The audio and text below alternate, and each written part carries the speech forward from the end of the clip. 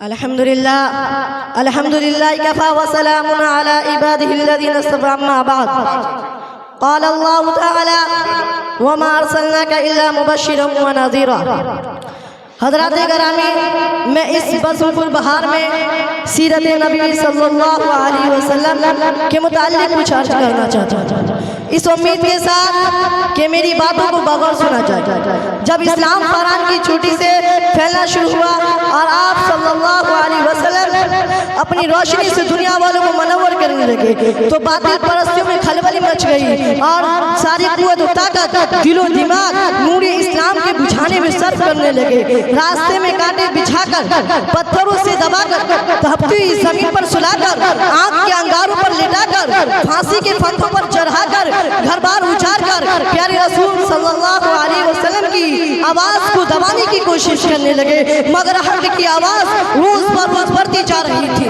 حضرات 7 عیسوی نبی محرم کا مہینہ ہے کہ مکہ کے تمام لیڈروں نے مل کر ایک میٹنگ کی۔ ابو جہل نے پوری قوم کو للکارا کہ اے غیور عربوں، جس کو ہم بچہ کا کھیل سمجھ رہے تھے وہ آج ہمارے دین اور عزت و آبرو کے لیے طوفان بن چکا ہے۔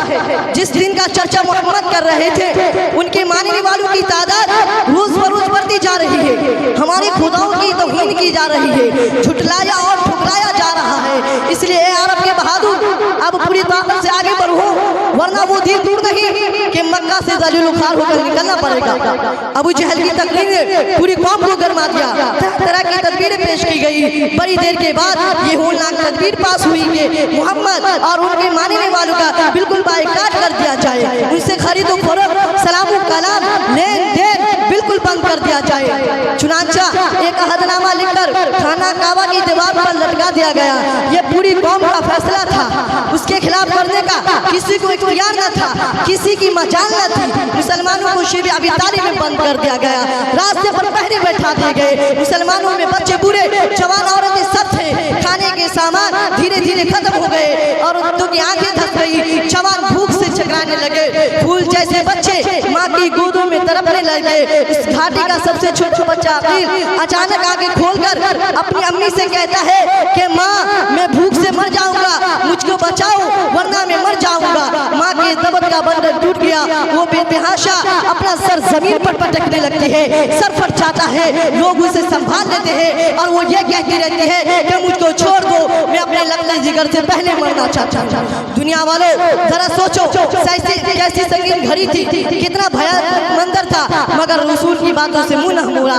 آج ہم بھی اپنے رسول صلی اللہ علیہ وسلم کی غلامی کا دعویٰ کرتے ہیں، اس لیے سن لیجئے، اگر ہم نماز پڑھتے ہیں، روزہ رکھتے ہیں، حج ادا کرتے ہیں، تب تو واقعی میں ہم اپنے دعویٰ میں سچے ہیں، ورنہ ہمارا دعویٰ باطل اور بیکار ہے۔ پہلے مسجدیں تھی کچی تو پکے تھے نمازی، پہلے مسجدیں تھی کچی تو پکے تھے نمازی، آج مسجدیں پکی ہے تو کچے ہیں نمازی۔